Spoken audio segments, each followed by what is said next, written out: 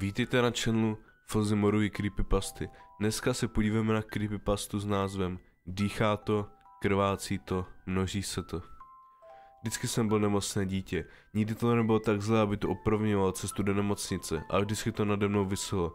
Byl jsem menší a méně energický než většina dětí v mém věku. Zatímco oni raději běhali a hráli se venku, já se rozhodl zůstat uvnitř a četl si. Stačil sebe menší kousek aktivity, aby mi to vyčerpalo na celé dny.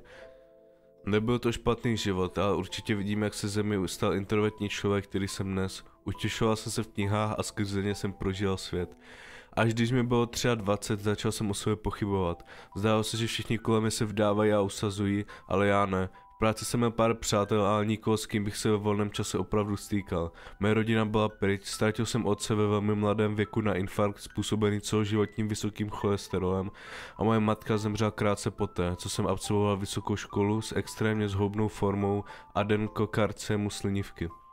Moje matka se držela života několik týdnů, než se její tělo vypnulo. Vzpomínám si na svoji poslední vzpomínku na ní v nemocnici. Byla tak hubená, že to vypadalo, že ji ode mě vezme sebe menší vánek.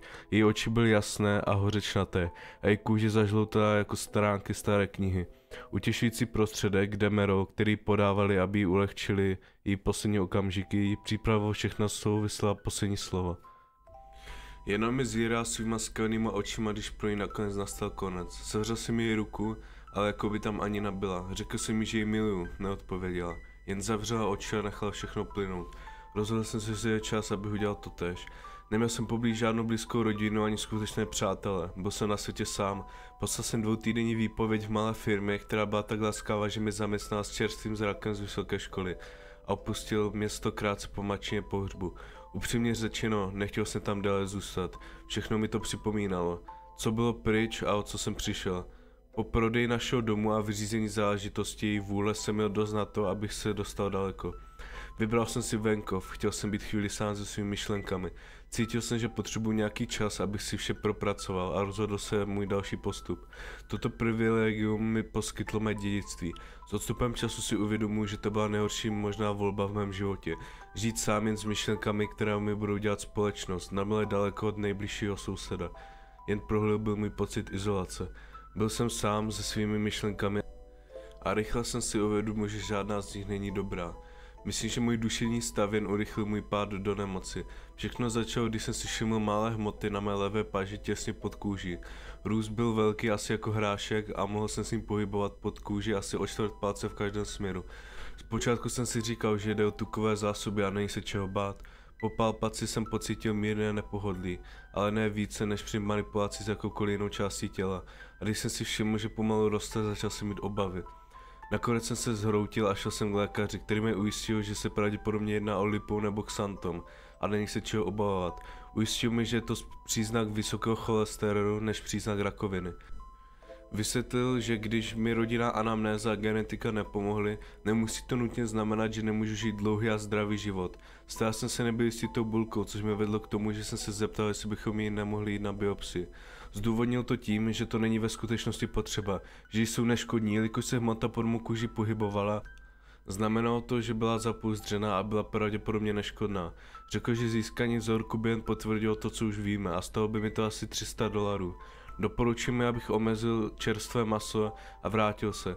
Pokud zaznamenám nějakou změnu v lipomu, poděkoval jsem mu a odešel z nemocnice s pocitem útěchy. To ujištění trvalo asi měsíc. První dny jsem do malé hrudky neustále šťouchal a šťouchal. Asi po týdnu, kdy jsem si byl jistý, že hmota nějak nevyrostla, jsem se vrátil do svého obvyklého života o samotě. Každé ráno jsem stával pozdě a četl jsem si. Dělal jsem nějaké drobné domácí práce kolem domu a přemýšlel jsem, jakým směrem bych chtěl, aby se můj život ubíral. A v jaké oblasti bych chtěl pracovat. Někdy jsem trávil dny, aniž bych s někým mluvil. Když se hlednu zpět, teď si uvědomuji, jak nezdravé bylo izolovat se po matčině nečekané smrti. Stagnoval jsem, ani jsem si to neuvědomoval. Asi měsíc po kontrole mého lipomu jsem začal pocitovat bodavou bolest v horní levé paži. To nepohodlí připomnělo mu návštěvu u lékaře. Hmota na mé paži byla nyní velká jako desetník. Pořád jsem ji mohl hýbat, ale teď sebe menší dotek cítil, jako by mě píchli jehlou. Nechal jsem to pár dní o samotě a doufal jsem, že navzdory naději, že to všechno je jen moje představivost běžící na denní pořádku, ale bolest pokračovala. Myslím, že nějaká smutná část mě si myslela, že to zmizí, když budu problém dostatečně dlouho ignorovat. A jak byl upřímný, bál jsem se návratu do nemocnice. Částečně to bylo způsobeno tím, že jsem se bál, jaká bude diagnóza. Virus může být příznakem rakoviny. V tom mi také zabránil zkušenosti s mojí matkou v nemocnici. Žil jsem s pomalu rostoucí masou asi týden, než jsem si uvědomil, jak hrozná je situace. Až když jsem se jednou v noci probudil s bodavou bolestí v ruce, rozhodl jsem se vrátit k lékaři. Vstal jsem z postele a šel do koupelny podívat se na svou ruku. Osoudil jsem, že jsem špatně spal na paži nebo jí možná o něco narazil. A to mi způsobovalo bolest. Uvědomil jsem si, že jsem se mýlil, když jsem zapnul vypínač v oblasti nadloktí, jsem uviděl malý kousek zaslech krve. Skočil jsem do sprhy, abych směl stříbrnou krvavou skvrnu velikosti dolaru a měl jsem překvapivé zjištění. Z paže mi trčel nehet. Nejprve jsem si myslel, že jsem se nechtěl převel a nechtěl si zapíhl utržený nehet do kůže, ale když jsem si ho šel stáhnout, pocítil jsem náhlou, trhavou bolest, při které jsem se ve skutečnosti zápal po dechu. Měl jsem pocit, jako bych uchopil nervové zakončení a zatáhl za něj. Místo jsem opláchl a prozkoumal. Zdálo se, že nehet z mé kůže spíš trčí, než aby ji propichoval. Když jsem bolestivě posunul lipom, hřebík se zavrtěl a ustoupil dál do mé kůže, jako by byl součástí samotné hmoty. Tehdy jsem rozhodl, že hned ráno zajdu k lékaři. Nejprve se to lékař snažil zdůvodnit stejným způsobem jako já. Řekl, že je to pravděpodobně lipom a moje neustálé obavy to jen zvýrazňovaly. Až poté, co jsem ukázal oblast, mi začal brát vážně. Došel k závěru, že kůže praskla směrem ven místo dovnitř, co znamenalo, že se dostala spod mé kůže a vysrčela ven. Zeptal jsem se, zda by bulku vyřízl, aby ji mohl prozkoumat. A on souhlasil kvůli možnému riziku infekce a identifikaci příčiny růstu. Odmítl jsem jeho nabídku na celkovou anestezii. Chcel jsem mi přesvědčit, že s jedním by to bylo jednodušší, ale místo toho jsem požádal o lokální anestetikum. Vzpomněl jsem se na poslední okamžiky mé matky. I kdyby to měla být jednoduchá procedura, nic takového jsem v životě zažít nechtěl. Část mého já si uvědomila, že to byl můj strach z toho, že budu ve stejné situaci jako ona, kvůli čemu jsem tak tvrdohlavě ohlédl anestetik. Poté, co mi vysvětlil postup mého rizika, následoval jsem ho na operační sál, položil jsem na stůl ruce a čekal, až začne. Snažil jsem se, abych odvrátil pohled, zatímco on pracoval. Představoval jsem si, jak otáčím hlavu, aby viděl, co se děje, jen abych kýchl do otevřené rány nebo omdlel z jeho pohledu na ordinaci. Sebral jsem dost odvahy podívat se ke konci. Podíval jsem se do zrcadla a viděl jsem, že asi centimetr kůže sloupne a pod ní je lehce červená hmota. Nevypadalo to zdaleka tak grotesně nebo nechutně, jak jsem si myslel. Místo toho to vypadalo klinicky a čistě. Položil předmět do podnosu a prohlásil. Myslím, že to mám, teď se podívejme, co máme. Slyšel jsem, jak upustil těžkou pinzetu na zem, jako by ho něco šokoval. Šel jsem se podívat, ale řekl mi, že musím zůstat v klidu, dokud nebude moci tu oblast zašít. Ujistil mě, že mu nádobí právě vyklouzlo z rukou a není se čeho bát. Čekal jsem 10 mučivých minut nejistoty. Když tu oblast sešel a znovu otřel betanidem, když skončil, posadil jsme se a podíval se na to, co dal do toho podnosu. Byla to našedlá hmota, která byla velká asi jako znetvořený mramor. Přes antiseptickou vůni nemocnice jsem cítil něco jako zkažené maso. Cítil jsem, jak se mi obrací žaludek, když jsem si uvědomil, že to ve mi bylo a právě to začalo hnít. Jeden konec skončil něčím, co vypadalo jako nehet, který mi porazil kůži. Až když se mě zeptal, jestli vím, co to znamená pojem fetus in fetu, spojil se mi všechny ty hrůzu strašné kousky skládačky. Plod v plodu. Parazitické dvojče. Šli jsme do vyšetřovny, kde mi doktor vysvětlil, co si myslí, že se děje, když mě kompletně prohlédl. Předpokládám, že jsem začal s dvojčetem, ale někde na cestě jsem své dvojče střebal do svého těla. Pravděpodobně vysál živiny, což vysvětlovalo mou letargickou aktivitu a menší postavu. Když jsem byl mladší, předpokládal, že hmota byla v průběhu let s mým tělem znovu absorbována a pravděpodobně nezbylo nic, kromě toho malého kousku, který jsme právě odstranili. Když mi však prohmatal záda, na jeho tváři schadla. Věděl jsem, že se to tak stalo. Doktor řekl, že cítil něco těsně nad mou pravou ledvinou a že je nutná průzkumná operace. Řekl mi, že čím dříve zákrok provedou, tím lépe. Souhlasil jsem a on tvrdil, že budu muset být kvůli operaci úplně umrtvený. Tehdy jsem byl nucen přijmout svůj nejhorší strach. Musel bych dostat sedativy jako moje matka. Jsem se ze situace vymluvit, ale můj lékař mi vysvětlil, že jde o život ohrožující problém, který je třeba vyřešit. Nakonec jsem ustoupil a souhlasil s operací. Strávil jsem bezesnou noc v nemocnici a celou dobu mi kručilo v žaludku.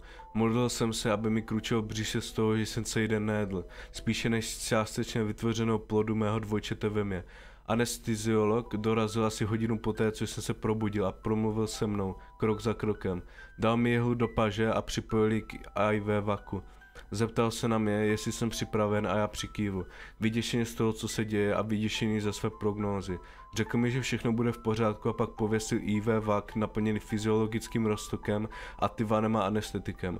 Moje poslední souvislá vzpomínka, než jsem se potopil, byla moje matka a její poslední chvíle.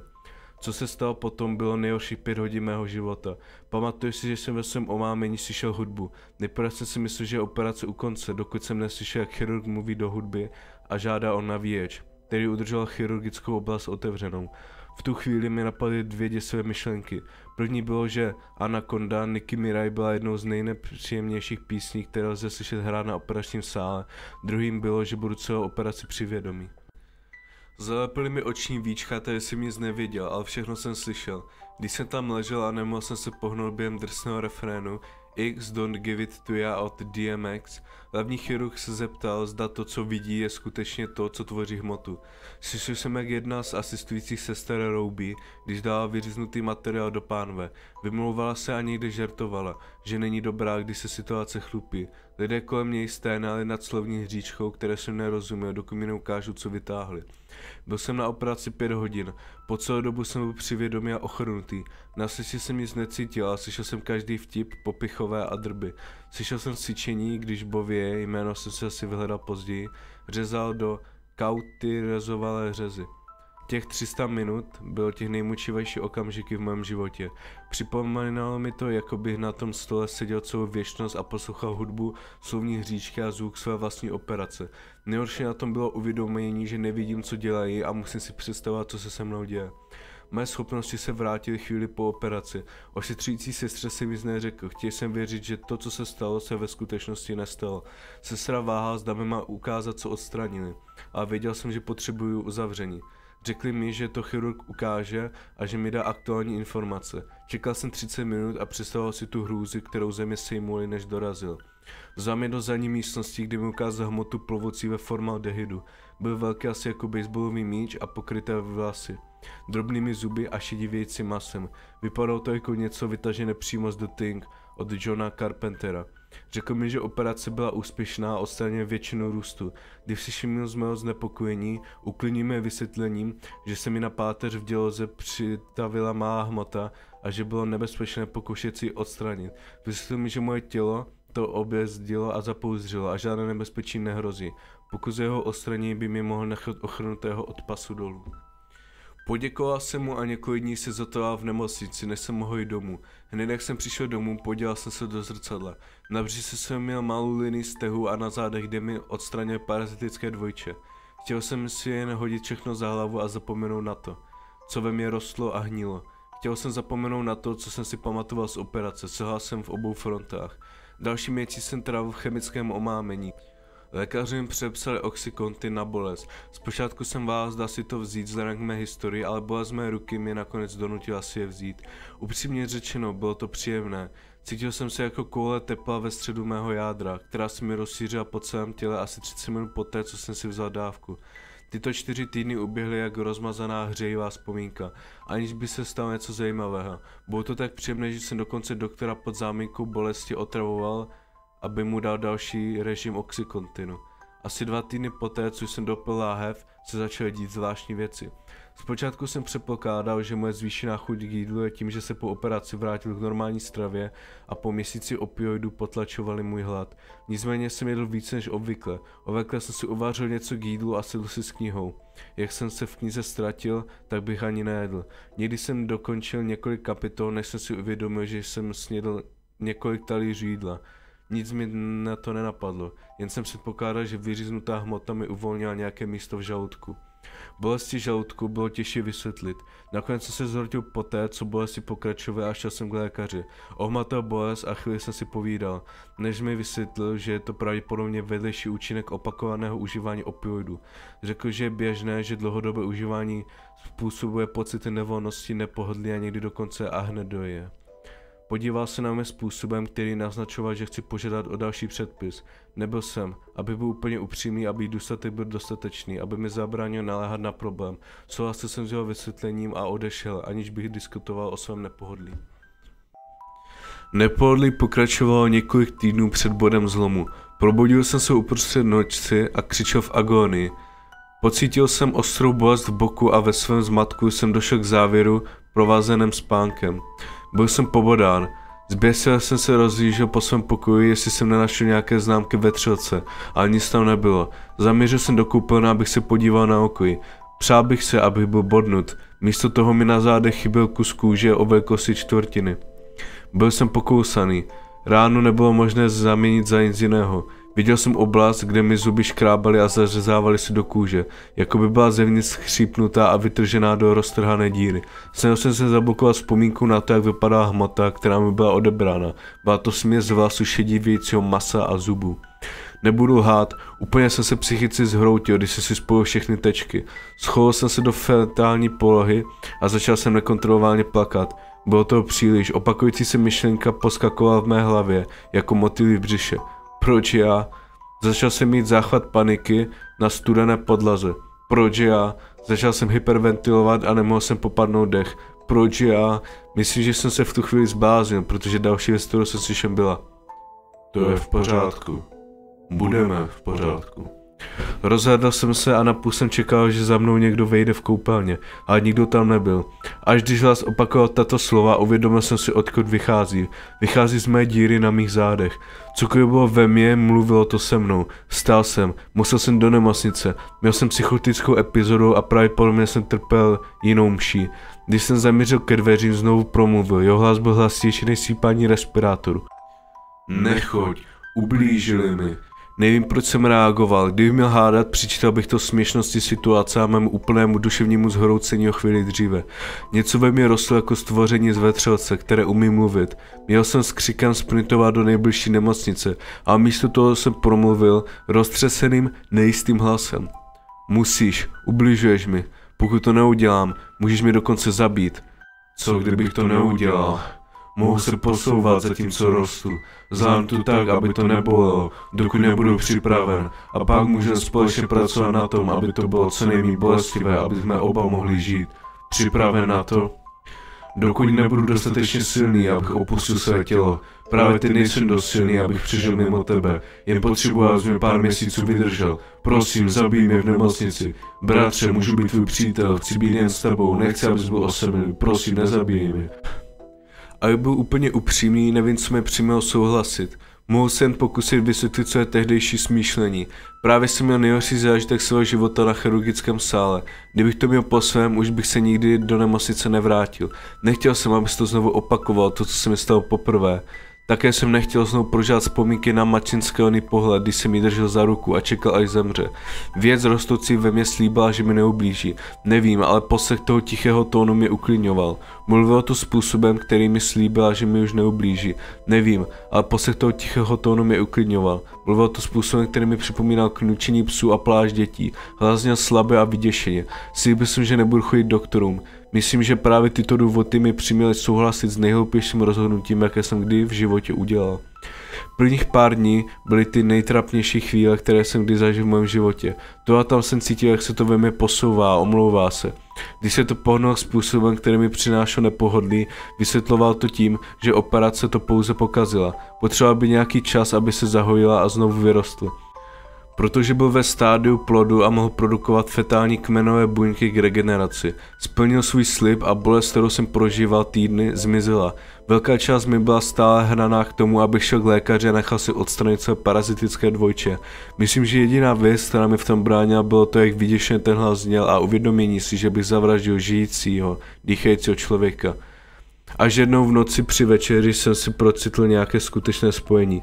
Právě jsem se posadil k levné večeři v mikrovlnné troubě, když se ozval hlas. Co to děláš? Byl jsem zaskočen, protože předtím mluvil jen tehdy, když se omlouval o řazení.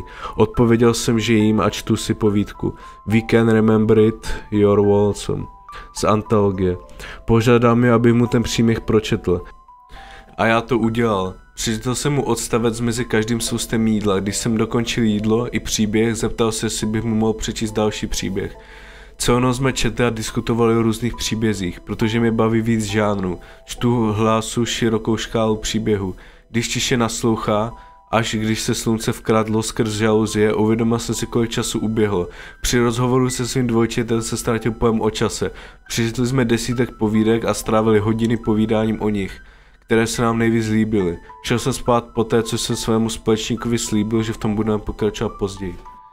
Stalo se to každodenní součástí našeho života. Nikdy na mě ten hlas mluvil, když jsem dělal domácí práce nebo vařil jídlo. Vždy jsem seděl u jídla s knihou a při jídle jsem četl nahlas. Někdy jsem se musel zastavit a vysvětlit jim nějakou událost, ale většinou jen tiše poslouchal a trpělivě čekal. Poté jsem diskutoval o svých pocitech v knize nebo o tom, co jsme si mysleli, že se stane. Smutná část mě si uvědomila, že to byla ta nejbližší věc, kterou jsem měl k příteli za téměř 10 let. Přistil jsem se, že se těším na diskuse, které budeme mít po každém jídle. Jedné noci, pár týdnů po jeho objevu, jsem slyšel hlas, který na mě promlouval. Mohu jen předpokládat, že si myslel, že spím, když vyslovil tato slova. Spal jsem, dokud jsem necítil, jak se ve mně pohnul. To, co mě kdysi znervózňovalo, mi nyní připomnělo dítě, které se otačilo v matčině lůně. Hlas se mi zkroutil a v žaludku se začal mluvit. Brzy budu s tebou. Brzy se tě budu moci dotknout vlastní rukou. Již brzy. Budeš mě milovat. Celé ty roky jsem byl tak osamělý. Není s kým mluvit. Zažil jsem svět skrze tebe. Teď chci žít s tebou. Chci cítit slunce na kůži a vítr ve vlasy. Chci být na tvé straně. Nechal jsem si ta slova pro sebe. Smutná část mě si uvědomila, že teď si to samé. Chtěl jsem se na něho dívat, když si budeme povídat. Chtěl jsem jít s ním ven a ukázat mu svět. Chtěl jsem přítele. Tato slova mě naplnila teplem podobnému Oxycontinu. A díky nim jsem si uvědomil, jak osamělý a depresivní jsem. Bylo to až do tohoto bodu. Neměl jsem nikoho, s kým bych mohl mluvit. Nikoho, s kým bych se mohl stotožnit. Teď jsem měl přítele. Tato slova byly lež, podvod, aby mě přesvědčil, že mu na mě skutečně záleží. A nechal mě trpět rostoucími bolestmi. Dýha bratrství a přátelství se odloupila, aby odhledala rozklad pod ním. Jednou rána jsem se probudil časně a zjistil jsem, že majitel hlasu ve mně zůstal. To spalo. Potichu se namířil do koupelny, abych si udělal své ranní povinnosti. Když mi děsivý rozsmál přímě podíval se na své záda. Malá díra v zádech se od té doby, co ke mně poprvé promluvil, téměř 4násobila. Ošetřil jsem a vydezinfikoval jsem si píštěle v naději, že je vyklouznu z kanálu, až budu dost silné na to, aby přežil mimo mě. Prostřednictvím píštěle jsem poprvé zahlédl své dvojče, jak ve mně spalo. Není to moje dvojče. Není to ani lidské. Na obličeji má několik očí, které vypadají spíše jako moucha, než jako člověk. Je to v stálém procesu vývoje, asi v 40 děrách, které vystrkovaly v jeho tváři. Byl jen tucet naplněno skutečnýma očima. Jeho kůže je popraskaná, skvrnitá a šedá jako červovité vepřové s dlouhými chlupavými řesinkami, prorážícími tělo. Ústa té věci vypadaly jako lempril. Soustředný kruh jehlovatých zubů s groteským samým přívěskem uprostřed. Pár minut jsem vyděšeně zíral, než jsem si uvědomil, že se to začíná míchat. Vzdál jsem se od zrcadla a udělal svou práci, než se mohl úplně probudit. Odešel jsem z koupelny s vědomím, že se této věci nedá věřit. Rostlo rychleji, než jakýkoliv organismus měl. Za pár týdnů to přišlo z velikosti softballu do velikosti melounu. Naběhlo to ve mně jako rakovina a teprve teď si uvědomuji, jak se vlastně zhoubla, protože mi to odsává živiny. Nevím, kde jsem na tuto věc přišel, kde jsem se nakazil. Není to absorbované dvojče plodu, je to parazitická entita rostoucí ve mně. Snažil se narodit se do mého světa, aby mohl infikovat ostatní a udržet cyklus. Najde slabé, unavené, ubohé a využije. Slibuje jim falešné přátelství a prázdnou naději, jak se to v nich bude inkubovat. Není to člověk, je to vtělená noční můra, jak jinak by mohl znovu tak rychle narůst poté, co mi ho lékaři vytrhli. Růst, který odstranil, byl pupen, který byl pravděpodobně vymrštěn, aby zasahoval další část mého těla. Nyní cítím desítky dalších boulí na rukou, nohou a tříslech. Embrya ve vývoji, jsem úl, nyní každý jeho pohybnou vysílá vlny agónie. Je dost silný na to, aby přežil sám a svého ubohého hostitele už nepotřebuje. Stane se skrýt bolest a strach, že si uvědomí, jakou výhodu ve skutečnosti teď má. Vím, že čas porodu je brzy za námi a zbývá jen jedna možnost. Pravděpodobně mě zabije na cestě ven, aby mi zabránil pokusit se zastavit. Je příliš pozdě na to jít do nemocnice. Už mi není pomoci. Tvor si uvědomuje, o co se snažím a zastaví mě. Buď se mi skroutí a zasáhne páteř, takže zůstanu jako ochrnuté hnízdo, nebo mi prostě oslabí bolesti, až se nebudu moci hýbat. Obě byly méně příjemné. I když by se to mohlo dostat do nemocnice, abych je odstranil, co zabrání hostiteli odhodlat další migrující pupeny a vyrůstat ďábelské věci. Chce to ven a to nemůžu dovolit. Mám vlastní možnost. Ta věc to pravděpodobně neuvidí, dokud nebude příliš pozdě. K tomu, proč to píšu. Vždycky jsem chtěl psát. Strávil jsem tolik života čtením, že to vypadá jako logický postup. Nevím, jestli je to ironie, nebo jsou to jen výpary z benzínu, které jsem volil po domě, které se teď sákly do koberce, pokryly stěny a nábytek. A připadá mi to komické, že jediný kousek, který píšu, je v podstatě moje sebevražená poznámka. Musím se o tento příběh podělit, než podpálím sebe. Cítím se, jak to ve mně míchá, jak výpary postupují domem, aniž bych měl vědomí toho, co plánuji. Tato věc. Dýchá to, krvácí to, množí se to. A brzy to bude i hořet. Budeme hořet. Vím, co se stane, až přijde konec a pokusí se to osvobodit a vykroutit se z mého rozřezaného těla. Podržím si to v mých posledních chvílích. Pravděpodobně mi přetrhne míchu jako mrtvou větev a ochromí mě od pasu dolů. Na mých nohách však nezáleží, protože nemám v úmyslu uniknout. Bude to křičet, vít a ječet, jak kolem nás praskají a vrčí plameny. Podívám se do jeho děsivé podoby a usměju se, i když je to zlomyslnost stělesněná. Stále je to můj jediný přítel, který mi na tomto světě zbyl. Až nás budou šlát plameny, přičisnou sobě a zašeptám mu fráze do znetvořeného ucha. Povím mu o tom, jak jsem byl osamělý od doby, kdy mi zemřela matka. Řeknu mu, jak jsem byl rád, že mám konečně opravdového přítele, který mi rozuměl. Jak spolu hoříme. Řeknu jim, jak moc je miluju.